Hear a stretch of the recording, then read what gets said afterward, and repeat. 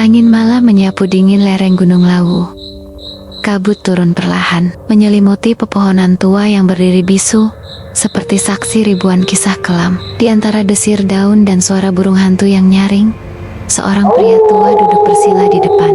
Gebak, wajahnya penuh keriput, sorot matanya kosong, namun menyimpan rahasia zaman. Sampean tahu nggak soal Pangeran Samudro? Gumamnya pelan pada gadis muda di hadapannya, yang duduk sambil memeluk lutut, ketakutan namun penasaran. Enggak, Mbah. Aman. Pria tua itu dipanggil Mbah Gondo menghisap rokok lobotnya dalam-dalam. Asap putih keluar bersamaan dengan senyum pahit. Pangeran Samudro bukan sembarang pangeran. Ia mati muda, gagal menikahi permaisurinya. Malam pertama yang mestinya penuh gairah berubah jadi malam kematian. Gadis itu menelan ludah, bulu kuduknya meremang. Kenapa, Mbah? Diracun oleh kerabat sendiri. Dengki karena warisan. Tapi yang jadi masalah bukan kematiannya, tapi hasratnya yang belum selesai. Ia meninggal dengan tubuh panas, kemaluan tegang, dan jiwa menggelegak. Tak sempat menyatu. Mbah Gondo menatap tajam, penuh tekanan. Itu kenapa makamnya keramat. Di situ, katanya arwahnya masih menunggu seseorang yang mau menyelesaikan hubungan yang tertunda itu. Bukan cuma sekali, 7 kali. Di tempat itu, setiap malam Jumat Kliwon atau Pon, kalau bisa menuntaskan, kau akan diberi kekayaan yang tidak masuk akal. Mata gadis itu membesar. Jadi, harus ngelakuin. Di atas makam, iya. Hubungan badan, seksual, terang-terangan, vulgar, tanpa cinta. Tapi harus dengan niat. Harus dengan ritual, harus dengan nafsu murni, bukan cinta suci. Kenapa 7 kali? Tanya si gadis lirih. Angka 7, lambang penyempurnaan, tapi juga jumlah malam yang dibutuhkan agar arwahnya benar-benar puas. Katanya, yang pertama dia hanya mengintip, yang kedua dia ikut merasuk, yang ketiga dia mulai masuk dalam tubuhmu, dan seterusnya sampai yang ke-7 dia akan menyatu penuh. Kau akan merasakan orgasme bukan dari manusia, tapi dari dunia lain. Gadis itu menunduk. Nafasnya memburu antara takut dan tergoda. Tapi Mbah, itu artinya saya harus sama siapa? Mbah Gondo tersenyum dingin. Tidak sembarang lelaki. Kau akan dipertemukan dengan yang sudah ditandai. Lelaki yang haus, yang juga siap menjual jiwanya demi harta. Ia mendekat, mencengkeram tangan si gadis. Tapi ingat, sekali kau mulai, kau tak bisa berhenti. Kalau gagal di tengah, atau tak datang satu malam, nyawamu atau nyawa orang terdekatmu akan jadi tumbal. Gadis itu bergidik, dan jangan pernah mencoba bercinta dengan cinta di tempat itu. Karena Pangeran Samudro tidak suka cinta. Dia hanya mau nafsu mentah. Daging bertemu daging, wonder bertemu darah. Malam makin larut, gonggongan anjing terdengar dari kejauhan. Si gadis bangkit perlahan. Kalau saya mau, saya mulai dari mana, Mbah? Mbah Gondo menatap tajam, lalu menjawab dingin. Datanglah Jumat Kliwon ini, telanjang, di bawah pohon beringin, di depan makam Samudro. Jika tubuhmu diterima, kau akan tahu. Jika tidak, kau akan diperkosa arwah sampai mati. Rumah itu nyaris roboh, dindingnya lembab, atapnya bocor, dan pintunya hanya selembar triplek yang diganjal batu bata. Di dalamnya duduk seorang perempuan kurus berusia akhir 30-an. Kulitnya legam terbakar matahari, rambutnya kusut dan kering. Di pangkuannya, anak laki-laki berusia 7 tahun tertidur pulas, hanya dibalut sarung tipis. Perutnya terlihat kosong. Namanya Narti, janda, mantan buruh pabrik yang di PHK, tanpa pesangon. Suaminya meninggal 5 tahun lalu karena kecelakaan kerja. Sejak itu, hidupnya berputar di lingkaran kemiskinan dan cercaan. Narti, anakmu udah kayak kutu busuk. Belum makan lagi ya? Jangan main ke rumah sini, nak. Ibunya tukang minta-minta. Kalimat-kalimat yang tiap hari ia dengar dari tetangga. Suatu malam, setelah gagal menjual gorengan keliling dan dipalak preman, ia duduk di kamar gelap, menatap plafon yang retak. Tangisnya tak bersuara.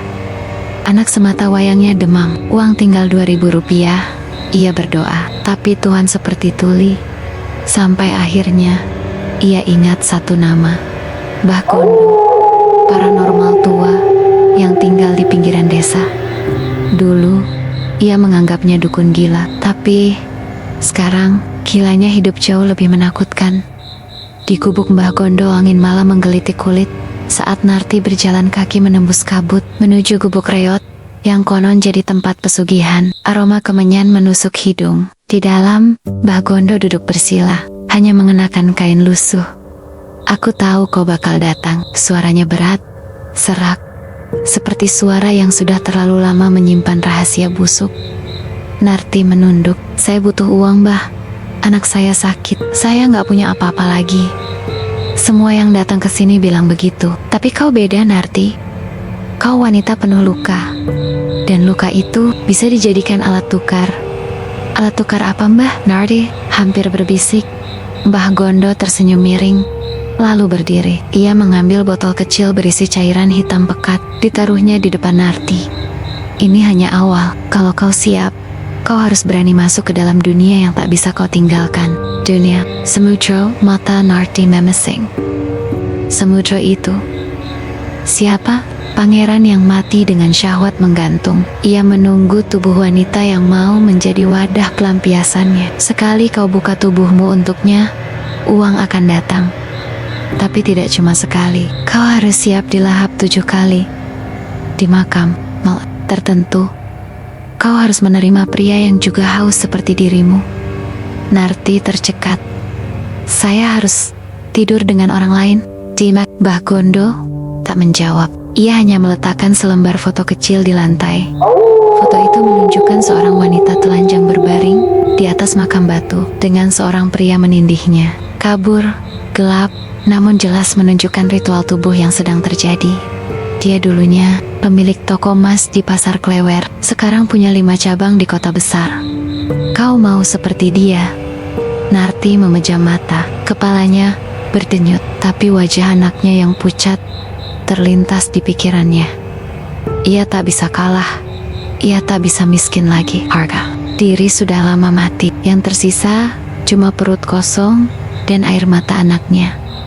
"Apa yang harus saya lakukan, Mbah?" Suaranya gemetar, tapi tegas. Mbah Gondo mendekat. Nafasnya bau dupa basi.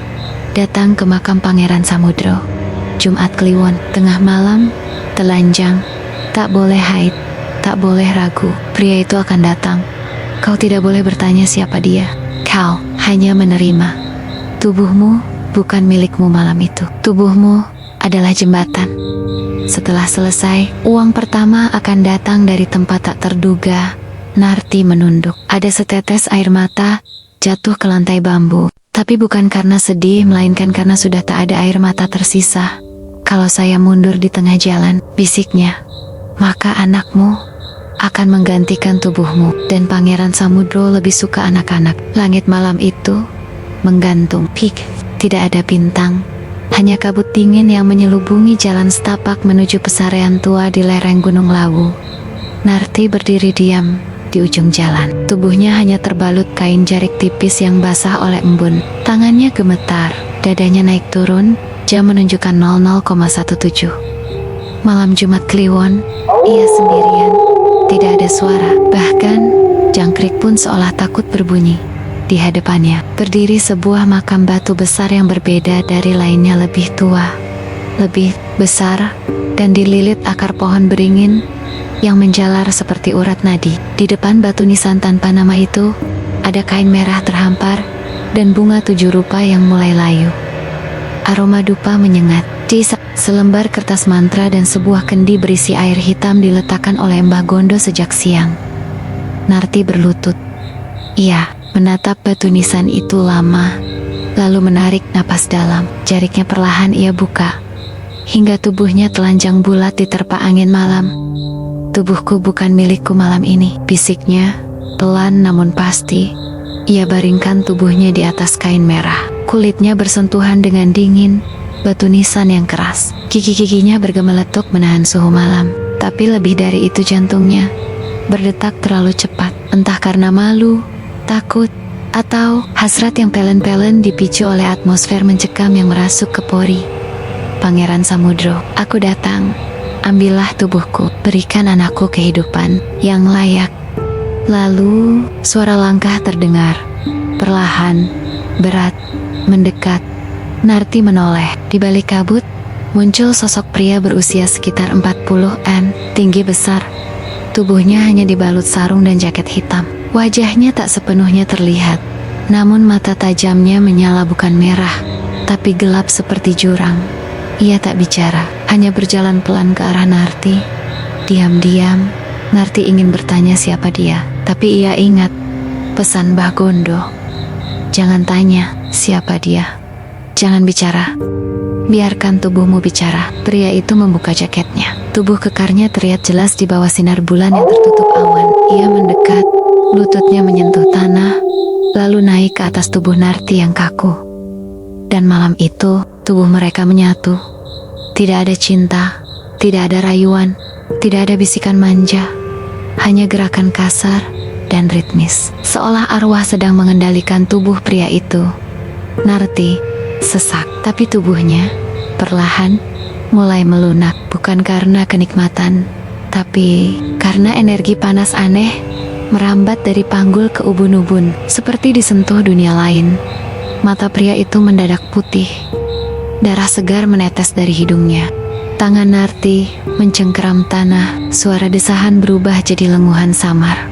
Tidak wajar, ada gema di udara, seperti suara lain yang meniru desahannya AAA, Aceh, Aceh, Aceh, Aceh, Aceh, Aceh, Aceh, Aceh, Aceh, Aceh. Gema itu 3 kali lebih keras dari suara aslinya, dan tepat saat gerakan terakhir, ketika tubuh pria itu menegang di atasnya. Angin berhenti, sunyi, dingin membeku.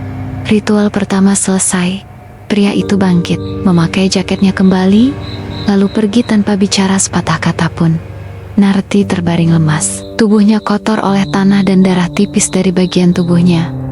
Ia menangis, tapi tak tahu kenapa.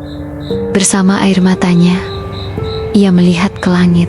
Tiba-tiba, awan, bulan purnama merah darah menyembul perlahan. Pagi harinya saat kembali ke rumah, Narti mendapati sebuah kantong plastik hitam tergantung di pagar rumahnya. Di dalamnya, uang tunai 25 juta rupiah. Surat kecil bertuliskan, "Selamat, 6 malam lagi, menuju kekayaan kekal. Jangan absen." Dan dari dapur rumahnya, terdengar anaknya tertawa untuk pertama kalinya. Setelah 2 minggu terbaring lemas, 35 hari telah berlalu sejak malam pertama. Tubuh Narti belum sepenuhnya pulih, tapi uang terus mengalir. Amplop demi amplop datang tanpa nama pengirim, semuanya berisi jutaan rupiah. Kontrakan yang dulu hampir ambruk, kini direnovasi. Anaknya mulai sekolah lagi. Tapi, mimpi buruk setiap malam membuatnya nyaris tak bisa tidur. Mimpi itu selalu sama. Tubuhnya ditindih, tapi bukan oleh manusia. Bayangan hitam, lidah panjang, mata putih. Desahan bukan berasal dari satu mulut, tapi dari banyak. Seperti kerumunan arwah kelaparan yang menyatu jadi satu makhluk. Ritual kedua sudah dekat, kata Mbah Gondo saat Narti menemuinya. Malam Jumat Pon. Kali ini, kau tidak sendiri. Kau akan ditemani siapa? Tanya Narti waspada. Namanya Jarot. Ia sudah 3 kali melakukan ritual, tapi belum menemukan pasangan tetap. Kalian akan saling melengkapi, tapi ingat, tidak boleh jatuh cinta, tidak boleh berpegangan tangan. Selain saat tubuh bersatu, kalau kau mulai merasa sayang, maka samudra akan cemburu. Malam Jumat Pon makam itu tak berubah, masih dingin, masih sunyi. Kali ini, 2 kendi disiapkan, 2 lembar kain merah dibentangkan, dan ketika jarum jam melewati tengah malam, Jarot datang. Tinggi, berotot, wajah keras seperti batu, namun sorot matanya kelam. Bukan pria sembarangan, tapi juga bukan pria yang bisa dipercaya. Ada luka di pelipisnya, bekas cakar. Narti menatapnya dari bawah pohon beringin. Telanjang, tubuhnya bergetar, entah karena takut atau gairah yang ditekan mati-matian.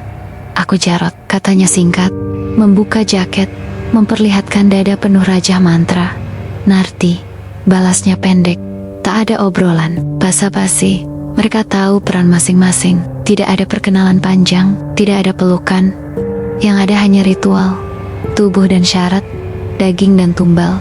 Jarod mendekat. Mereka naik ke atas batu nisan bersama, seperti dua mayat hidup yang saling mengisi kekosongan yang tak bisa dipuaskan dunia. Tidak ada rintihan, hanya gerakan ritmis, sunyi, di bawah cahaya rembulan yang memerah perlahan, seperti luka yang menganga.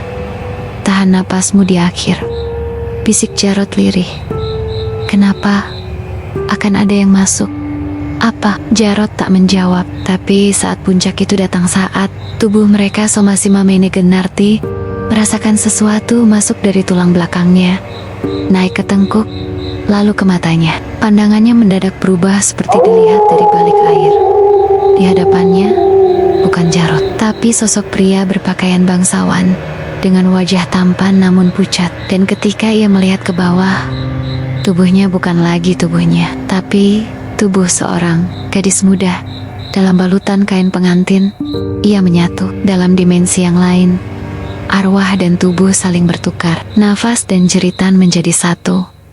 Ketika selesai, tubuh Narti seperti dilempar kembali ke dunia nyata. Jarod masih di atasnya, tapi matanya merah, tubuhnya berkeringat deras. Itu dia, kata Jarod pelan. Kau sudah diterima. Narti bangkit, menggigil, tapi saat hendak mengambil pakaiannya, Jarod menarik tangannya. Ingat, kita bukan pasangan. Kita cuma tumbal yang dipaksa bersetubuh oleh arwah yang tak mau mati. Keesokan harinya Wang datang lagi. Kali ini 50 juta rupiah dalam tas kecil di bawah tempat tidur. Di dalamnya ada selembar kertas. 5 malam lagi. 1 jiwa sudah setengah milikmu, tapi masih ada bahaya jika kau mulai merasa nyaman. Dan malam itu, saat Narti menatap pantulan dirinya di cermin, matanya bukan lagi matanya. Ada seseorang lain yang mengintip dari balik sorotnya. Angin malam, Jumat Kliwon kali ini jauh lebih dingin dari biasanya. Langit terbelah awan hitam pekat, dan suara daun-daun kering yang bergesekan seperti bisikan arwah yang menuntut jatah. Di pesarean, suasananya tak hanya mencekam, tapi berubah bentuk. Kain merah ritual terbang terbuka, meski tak ada angin. Kemanian yang dibakar Mbak Gondos yang tadi masih menyala di sisi nisan Pangeran Samudro. Api biru yang tak padam. Jarod sudah tiba lebih dulu. Berdiri diam seperti batu, tubuh telanjang dari pinggang ke atas, dada penuh raja. Sorot matanya tak seperti manusia biasa. Saat Narti mendekat, tubuhnya refleks menggigil. Meski ia tahu betul ini sudah ketiga kalinya. Tapi malam ini ada sesuatu yang berbeda. Kau merasakannya? Bisik Jarod. Narti mengangguk. Lebih berat, lebih haus. Mereka taklogi. Berbau tubuh mereka bertemu di atas nisan. Kulit bertemu kulit, tapi tak ada kelembutan. Yang ada hanya gerakan keras, bergelombang, liar, seolah mereka dipaksa menari oleh kekuatan yang tak terlihat. Dan saat itulah terjadi sesuatu. Udara di sekitar mulai bergetar. Suara desahan mereka menggema, tapi dari arah yang salah. Suara itu datang dari balik makam, dari bawah tanah. Suara tawa kecil. Isaac Tengis, gema napas berat seperti kerumunan sedang menyaksikan dari dimensi yang lain. Ada yang nonton? Bisik Narti sambil menggigit bibir, mencoba menahan teriakan antara sakit dan takut. Jarod tak menjawab, tapi matanya mendadak putih semua. Nafasnya berubah jadi dengusan keras, dan ia mulai berbicara dengan suara bukan miliknya. Aku, pangeran. Aku ingin rasanya. Lagi. Tubuh Jarod berguncang hebat di atas tubuh Narti, dan seolah dunia di sekitar ikut bergetar. Dahan pohon beringin mengayun keras. Bunga 7 rupa terbang melayang ke udara. Saat klimaks itu datang, tubuh mereka sama-sama tegang dan terdengar teriakan keras dari dalam makam. Teriakan laki-laki, panjang, seperti orgasme yang menyakitkan dari alam lain. Lalu hening. Narti menangis. Tubuhnya basah oleh peluh, bercampur darah tipis yang entah dari mana. Ia merasa seperti diperkosa oleh sesuatu yang bukan manusia. Meski ia ikut dalam ritual itu dengan rela, Jarod mengguling ke sisi makam, terdiam seperti mayat, Pagi harinya pukul 5 pagi, ponsel Narti bergetar. Notifikasi dari bank, saldo Anda, Rp325, 876.000. Narti membeku. Ia tak punya rekening aktif. Kartu ATM itu bahkan dulu ia gunakan hanya untuk menerima bantuan sosial dari pemerintah. Tapi sekarang, entah dari mana, ratusan juta masuk dalam semalam. Ia membuka jendela. Udara pagi masuk, tapi berbeda.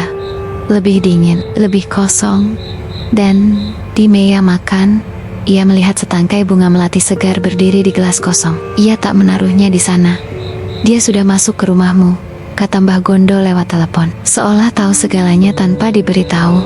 Dia bahagia, tapi juga cemburu. Jangan mulai mencintai Jarot, atau pangeran akan mengambil tubuhmu selamanya. 3 bulan berlalu sejak malam pertama itu.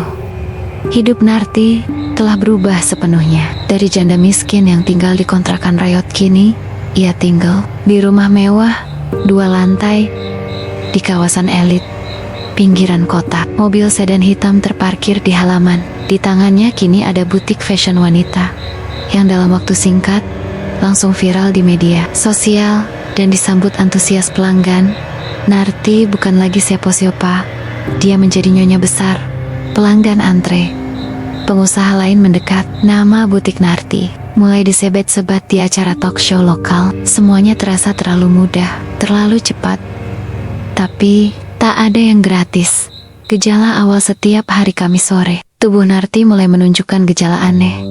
Tangan kirinya mulai bergetar sendiri saat menyisir rambut. Kakinya terasa berat saat melangkah. Dan ketika malam turun, gairahnya memuncak secara tidak wajar.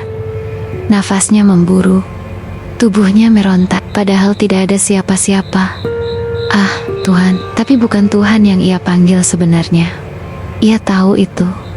Narti pernah mencoba melawan. Suatu malam Jumat Kliwon, ia menenggak obat tidur, mengunci kamar, mematikan semua lampu dan sinyal ponsel. Tapi tengah malam itu, ia terbangun dalam kondisi telanjang, berlumuran bunga 7 rupa di lantai kamar mandi. Pintu kamar terbuka, dan tubuhnya terasa nyeri di bagian yang hanya bisa sakit karena satu hal. Ritual tetap terjadi, meski tanpa sadar. Di depan cermin, ia menatap wajahnya yang mulai berbeda. Kulitnya makin bersih, tubuh makin padat dan montok, seolah ia jadi muda kembali. Tapi sorot matanya berubah, kadang kasong, kadang terlalu dalam, dan sesekali ia menangkap bayangan pria berdiri di belakangnya. Meski saat ia menoleh tak ada siapapun. Saat mencoba berzikir by berniat kaku, lidahnya kelu, anaknya pun mulai menjauh. Ketika ia peluk, anaknya berkata lirih, "Ibu bau kayak kuburan." Narti tercekat. Telepon dari Jarot, "Kau makin kuat." "Ya." Suara berat Jarot terdengar lewat sambungan malam. "Atau makin gila?" balas Narti, setengah tertawa, setengah menangis. "Itu sama saja. Makin banyak yang kita dapat, makin besar tubuh kita terbuka untuk dia. Samudro, kita bukan cuma memberi tubuh, kita mulai memberi nyawa perlahan. Kalau berhenti, harta lenyap, tubuh rusak. Anakmu bisa jadi gantinya." Sunyi. Lalu terdengar satu kalimat Jarot yang membuat darah Narti beku. "Kau tahu kenapa dia memilihmu terus? Karena kau paling nikmat dan paling lemah." Malam menjelang Jumat Kliwon hanya tinggal beberapa jam menuju malam ritual keempat. Narti sudah tahu, tubuhnya tidak akan diam. Ia bisa berada dimanapun, bisa mengenakan apapun. Tapi saat malam itu datang, ia pasti akan kembali ke makam Samudro. Entah dengan sadar atau tidak, ia membuka lemarinya, mengambil jarik hitam batik kaung, dan memakainya perlahan. Lalu menatap wajahnya sendiri di cermin. "Aku bukan Narti lagi. Aku cuma wadah. Tapi wadah yang kini kaya raya." Lalu tersenyum kecil, tapi air mata jatuh di pipi bersihnya. Awalnya, ritual itu hanya kewajiban, sebuah transaksi dingin antara tubuh dan kekayaan. Tapi sekarang, segalanya telah berubah. Hubungan antara Narti dan Jarot bukan lagi tugas. Mereka mulai menikmati. Bukan cinta, bukan tapi ketagihan. Pertemuan keempat, kelima, keenam, mereka tidak lagi menunggu malam Jumat Kliwon. Kadang, Narti akan menghubungi Jarot lebih awal. "Datang malam ini. Aku butuh sekarang, dan Jarod selalu datang. Tak peduli di mana. Di villa, kadang di dalam mobil. Bahkan pernah mereka menyelinap masuk ke makam siang bolong, hanya untuk memuaskan desakan liar itu. Tubuh mereka menyatu bukan dalam cinta, tapi dalam sesuatu yang lebih gelap, dosa yang mendesak dari dalam. Tubuh seperti racun yang harus dikeluarkan. Setiap sentuhan bukan sekadar gairah, tapi pemanggilan arwah, pemanggilan setan. Dan mereka tahu itu, tapi tak ada yang berhenti. Setelah pertemuan ke-6, gejala mistis menjadi makin nyata. Cermin di kamar Narti pecah tanpa sebab. Retaknya membentuk pola wajah pria pucat yang sedang menjerit. Ketika ia mencoba menggantinya, kaca baru juga retak dengan bentuk yang sama. Air dari keran mengalir merah. Awalnya hanya bercak samar, lalu semakin pekat seperti darah menstruasi. Tukang ledeng datang, memeriksa tapi tak menemukan apapun. Anaknya, Dinda, mulai berubah. Gadis kecil yang ceria kini sering melamun, duduk di pojok ruangan sambil bergumam. Kadang, tengah malam, ia berdiri di depan kamar Narti, menatap tanpa ekspresi, lalu berkata, "Ibu jangan kotor lagi." Samudra marah. Puncaknya, datang malam. Itu, Narti sedang bersolek, mengenakan lingerie hitam tipis, bukan untuk ritual, tapi untuk Jarod yang akan datang. Tiba-tiba, terdengar teriakan dari kamar anaknya. Ia berlari. Dinda terbaring di lantai, tubuhnya kejang, mata mendelik. "Jangan diambil semuanya. Samudra mau bagiannya." Suara itu bukan suara Dinda, lebih dalam, lebih tua, terasa seperti banyak mulut bicara sekaligus. Dari balik gigi anak kecil itu, keluar darah segar yang mengalir tanpa luka. Narti menjerit, memeluk anaknya, tapi tubuh Dinda terasa panas seperti bara. Saat dipeluk, anaknya mendadak berhenti menggeliat, lalu menatap lurus. "Ibu jahat, enak-enak." Samudra lihat, dan Dinda pingsan. Jarod menghubungi, suaranya panik. "Kita sudah melewati batas. Ritual bukan untuk kesenangan. Kita sudah membuat dia marah. Kita akan dihukum, Narti. Dia tidak ingin kita saling menyukai, tapi kita nikmati. Kita ketagihan. Itu pelanggaran." Narti menggigit bibirnya. Tubuhnya masih basah oleh sisa parfum dan pelumas.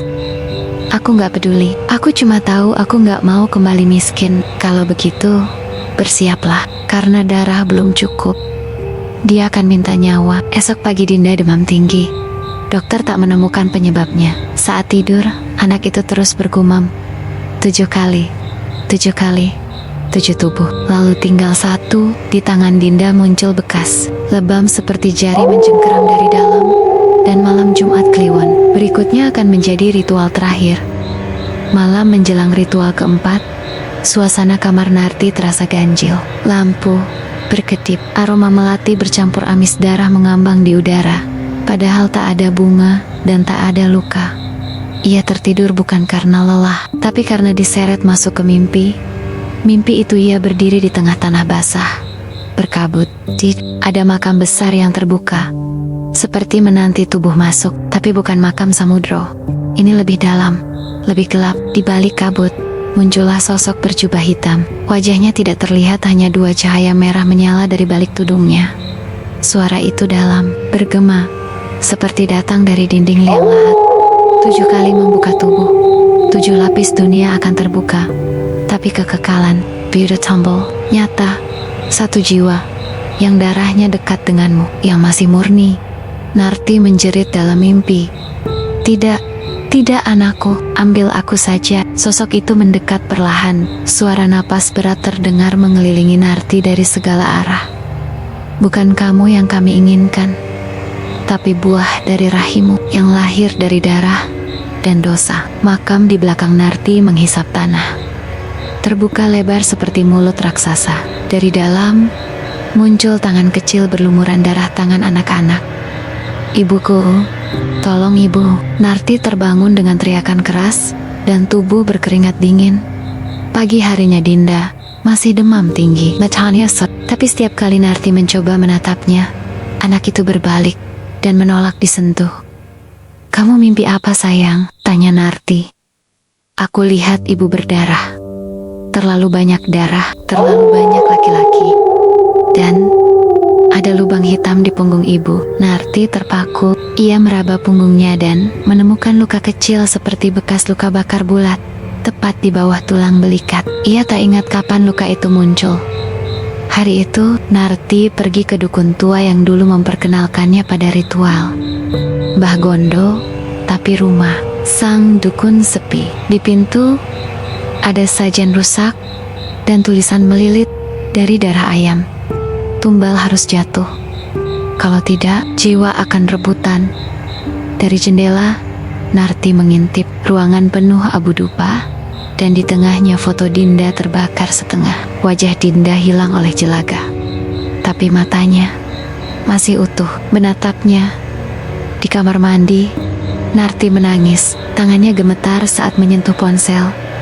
Ia menelepon Jarot. Dia mau anakku. Jarot, sudah kuduga. Aku juga didatangi semalam sama sosok itu, bilang waktunya habis. Dia butuh nyawa, darah segar. Dan kita cuma bisa pilih, korban atau dikorbankan. Narti terseduh. Tapi dia anakku. Dan kekayaanmu, hidupmu, keberhasilan butik, rumah, semua datang dari darah. Mana bisa utuh tanpa balasan? Sunyi sejenak, lalu suara lirih Jarot berkata, mungkin masih ada cara lain. Malam menjelang ritual kelima, Narti menatap Dinda yang tidur pulas. Wajah polos, napas kecil, tapi entah kenapa, setiap ia menatap anaknya kini, bayangan makam terbuka di mimpinya. Selalu mengkiut jubah hitam itu, tangan dari bawah tanah itu. Bukan dia, bukan dia. Tapi suara dari dalam cermin membisikkan lain. Kalau bukan dia, mungkin Jarot atau kamu. Tapi darah harus jatuh. Pagi yang membara di ruang kerja mewah butik mereka, Jarot tersenyum penuh kemenangan saat membuka laporan keuangan.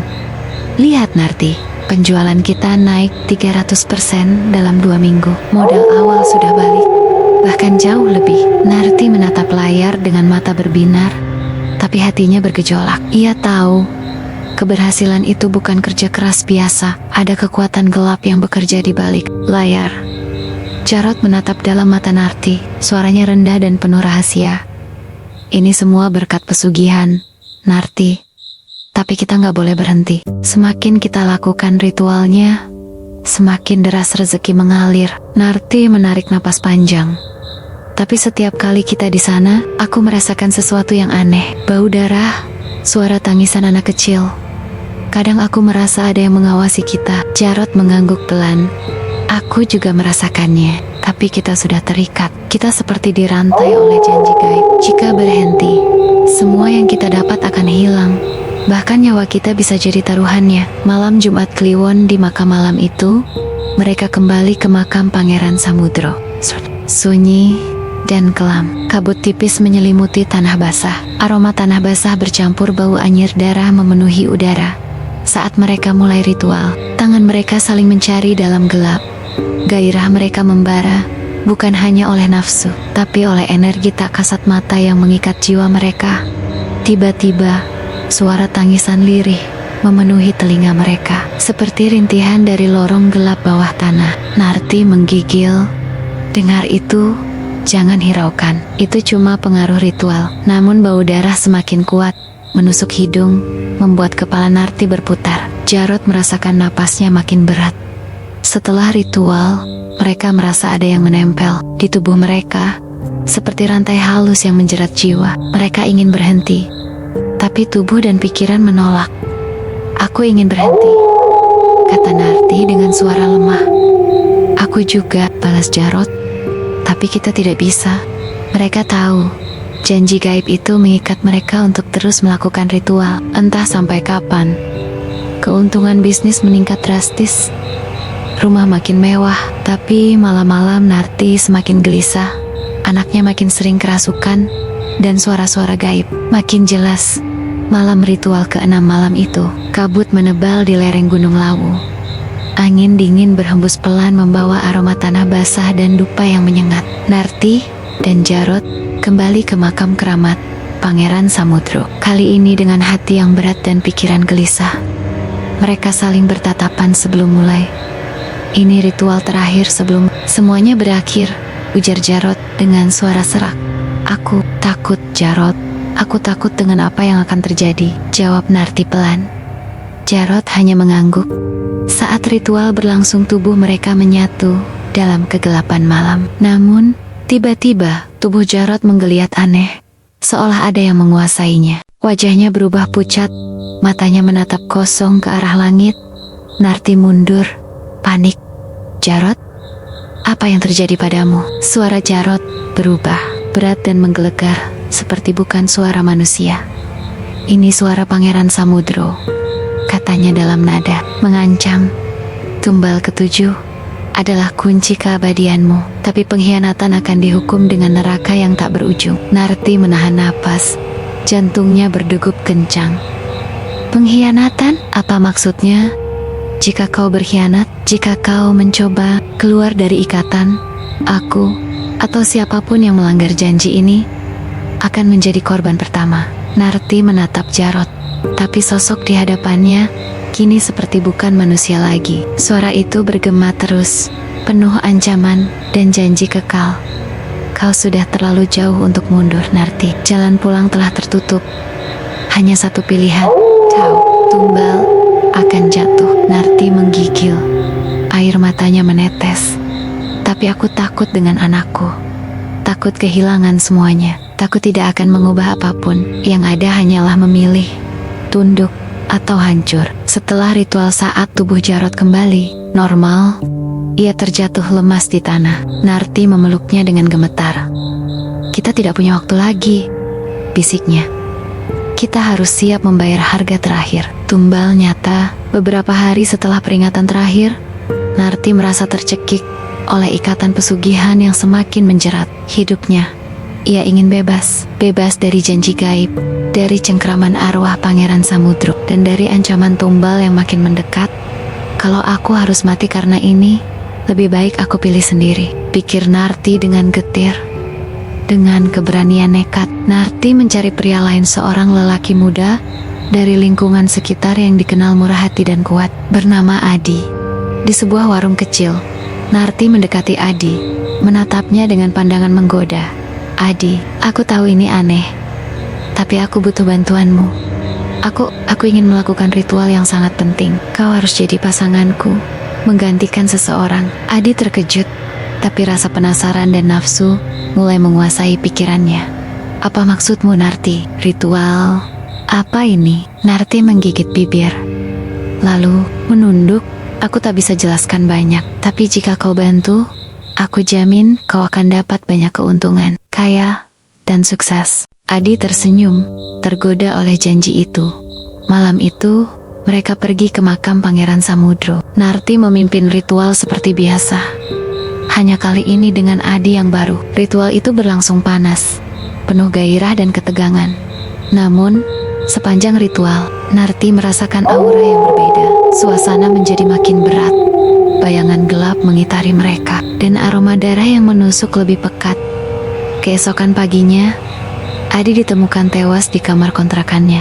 Tubuhnya mengenaskan, wajah pucat membiru, mata melotot, mulut menganga, dan bekas cakar aneh di leher. Narti menerima kabar itu dengan jantung berdegup kencang. Ia tahu ini bukan kebetulan, hanya Jarot yang diizinkan. Gumamnya dengan suara bergetar, siapapun yang mencoba menggantikan akan dibunuh oleh arwah itu. Narti menghubungi Jarot dengan tangan gemetar. Jarot, aku mencoba cari pengganti, tapi dia mati. Jarot menghela napas panjang. Aku sudah bilang, Narti, ritual ini bukan main-main. Kita terikat dengan jiwa kita sendiri. Bukan pilihan.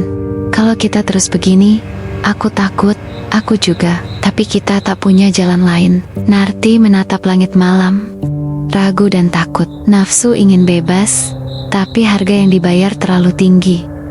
Aku terjebak dalam permainan yang tak bisa kulawan. Malam Jumat, Pon yang mencekam malam itu tiba. Malam Jumat Pon yang telah dinantikan selama berbulan-bulan. Kabut tebal menyelimuti lereng Gunung Lawu, menutupi sekeliling makam keramat Pangeran Samudro. Hanya suara jangkrik dan hembusan angin dingin yang menemani. Narti dan Jarot berdiri di atas tanah basah, saling bertatapan dengan mata penuh ketegangan dan ketakutan Ini malam terakhir, ucap Narti dengan suara bergetar.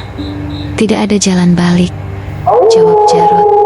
Ritual dimulai, mereka mulai berpegangan tangan, membuka pakaian satu sama lain. Tubuh mereka beradu, bukan lagi sekadar nafsu, tapi diselimuti aura hitam pekat yang berputar-putar di sekitar. Tiba-tiba, dari tubuh mereka mulai menetes darah. Bukan luka biasa, tapi darah yang tampak berwarna pekat, seperti campuran hitam dan merah pekat. Cerita nyeri keluar dari mulut mereka. Suara yang bukan milik mereka semata, melainkan suara gaib yang bergema di antara pepohonan. Jeritan dan pengorbanan. Narti menutup mata, menggigit bibir agar tak menjerit lebih keras. Jarot berusaha tetap kuat, tapi tubuhnya menggigil hebat. Tahan, tahan. Ini akhirnya, desis Jarot. Darah mereka bercampur ke tanah keramat, menyatu dengan makam Pangeran Samudro. Aura ritual membuncah, menciptakan getaran hebat yang terasa sampai ke tulang. Selesai dan terlahir kembali. Saat ritual usai, mereka terjatuh di tanah, napas tersengal. Namun, perasaan mereka berbeda. Ada kekuatan baru yang mengalir dalam diri mereka, energi gelap yang mengikat jiwa dan raga. Kita sudah melewati semua ini, kata Narti lemah tapi penuh kemenangan. Sekarang, kita bukan siapa-siapa lagi. Kita dewa uang. Pagi menjelang, ponsel mereka berdering tanpa henti. Pesanan butik datang bertubi-tubi. Uang mengalir tanpa henti ke rekening mereka. Lebih dari yang pernah mereka bayangkan. Dalam hitungan jam, bisnis mereka melejit. Mobil baru, kontrak besar, tawaran kemitraan dari perusahaan besar. Narti menatap layar laptop dengan mata tak percaya. Ini gila, Jared. Semua ini datang begitu saja. Kita sekarang seperti dewa, tak terhentikan. Rumah mewah Narti dipenuhi perabot mahal, lampu kristal berkilauan, dan suara musik lembut mengalun. Namun, di kamar sebelah, keheningan yang mencekam menyelimuti. Anaknya, Bayu, terbaring koma, mata terpejam tak berdaya. Suara mesin infus berdetak monoton, satu-satunya tanda kehidupan yang tersisa. Narti duduk di samping ranjang, wajahnya kusut, air mata mengalir tanpa suara. Bayu, maafkan ibu, ini semua salah, ibu, gumamnya lirih. Sementara itu, Jarot semakin merana. Dia jarang berbicara dengan orang lain, lebih sering tertawa sendiri. Suara tawanya kadang berubah menjadi bisikan seram. Tubuhnya penuh goresan simbol-simbol aneh yang tampak menyala samar di bawah kulit, seolah tanda pengikat arwah yang tak kunjung pergi. Narti mengunjungi Jarot di sebuah kamar kecil yang gelap, dengan aroma dupa dan asap yang tebal. Jarot, kau kenapa? Tubuhmu, apa itu? Tanya Narti ketakutan. Jarot menatap kosong, senyum sinis terukir di bibirnya. Kau pikir kita bisa menang? Arwah itu, dia tak pernah pergi. Dia di sini, di dalam kita. Kita bukan tuan, tapi budak. Aku gak kuat lagi, bisik Narti hampir putus asa. Jarot tertawa, suara dingin penuh kepastian. Kekayaan, kekuatan, semua ini harga yang kita bayar, Narti. Tapi dunia kita sudah terpecah. Kita hidup di dua dunia sekaligus, dunia nyata dan dunia arwah. Mereka tahu kekayaan itu adalah kutukan. Arwah Pangeran Samudro tidak akan membiarkan mereka bebas, mengikat jiwa mereka dalam kesengsaraan abadi. Sudah berminggu-minggu sejak Narti mulai melihat sosok itu. Setiap malam, tepat saat jam menunjukkan pukul 3 dini hari, bayangan perempuan berambut panjang terurai muncul di sudut kamar tamu rumah megahnya. Sosok itu menangis tanpa suara. Air matanya mengalir seperti sungai kegelapan. Saat Narti tertidur, suara itu datang. Suara lirih, namun menggerogoti pikirannya. Selesaikan yang belum selesai. Selesaikan yang belum selesai. Suara itu berulang, menggema masuk ke dalam mimpi buruknya, membuat ia terbangun dengan keringat dingin dan napas tersengal. Di pagi hari, Narti duduk termenung di ruang tamu. Wajahnya pucat dan mata sayu. Aku harus selesaikan apa? Hepa yang balem, gumamnya dengan suara gemetar. Malam berikutnya, saat sosok itu muncul lagi, Narti memberanikan diri mendekat. Siapa kau? "Apa yang kau mau dariku?" tanyanya dengan suara bergetar. Sosok itu hanya mengangkat kepala perlahan. Tatapan matanya kosong, tapi penuh kesedihan. "Selesaikan yang belum selesai," bisiknya. Suara bergaung seperti dari balik liang kubur. Hari demi hari, gangguan itu semakin menjadi. Narti mulai sulit membedakan mimpi dan kenyataan. Ia mulai berbicara sendiri, menghindar dari orang-orang, dan merasakan seolah hidupnya perlahan terkikis oleh bayangan tersebut. Setelah ritual terakhir, bisnis Narti dan Jarot meledak. Tapi di balik gemerlap itu, nyawa-nyawa melayang. Orang-orang yang bekerja atau berhubungan langsung dengan mereka mulai meninggal secara misterius. Pak Sutarno, sopir yang sudah lama bekerja untuk Narti, ditemukan tewas di dalam mobilnya. Tubuhnya membiru, mata terbelalak, dan tangan menggenggam erat setumpuk uang. Beberapa minggu kemudian, pembantu rumah tangga mereka, Sri, hilang tanpa jejak. Hanya ditemukan bercak darah di dapur, dan aroma dupa terbakar menyengat. Pelanggan butik Narti juga tak luput. Seorang pengusaha muda yang hendak menandatangani kontrak besar meninggal dunia di toilet saat sedang di toko. Narti dan Jarot berdiskusi dengan nada panik di ruang tamu yang penuh kemewahan. "Ini sudah gila, orang-orang yang dekat dengan kita mati semua," ujar Narti dengan suara gemetar. "Itu harga yang harus kita bayar. Darah mereka jadi pondasi kekayaan kita," balas Jarot dingin. Narti menatap tumpukan uang yang berkilauan di ruang kerjanya. "Harta ini penuh darah. Kita tak bisa lari dari kutukan ini." Kepala Narti pusing, pikirannya kacau. Ia merasa rumah mewah itu bukan lagi tempat berlindung, melainkan penjara. Suara-suara gaib terus mengganggunya. Bayangan hitam menari di sudut mata. Dengan napas terengah, ia mengambil sebotol bensin. "Ini satu-satunya cara," bisiknya sambil menatap dinding penuh lukisan simbol aneh.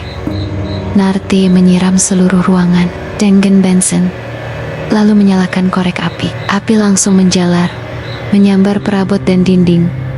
Namun, anehnya, api tak pernah membesar. Sekeliling rumah tetap utuh, seolah ada lapisan tak terlihat yang melindunginya. Ia berteriak frustrasi. "Kenapa enggak terbakar? Kenapa aku nggak bisa bebas dari semua ini?" Tangan gemetar, memukul tembok. "Perjanjian ini abadi. Aku sudah jadi bagian dari neraka ini." Narti jatuh terduduk. Air mata bercucuran. Rumah yang dulu ia impikan jadi simbol kutukan. Aku terperangkap. Suasana mencekam menyelimuti rumah Narti saat kabar buruk datang. Jarot pasangan ritualnya lenyap tanpa jejak. Hanya ditemukan satu hal aneh di area makam. Pangeran Samudro, potongan kuku Jarot yang tergeletak di tanah keramat, seperti jejak terakhir. Narti berlari ke makam, tangan gemetar, suara bergetar. "Jarot, di mana kau?" Jawab aku, tapi yang menjawab hanya angin dingin dan bisikan gaib.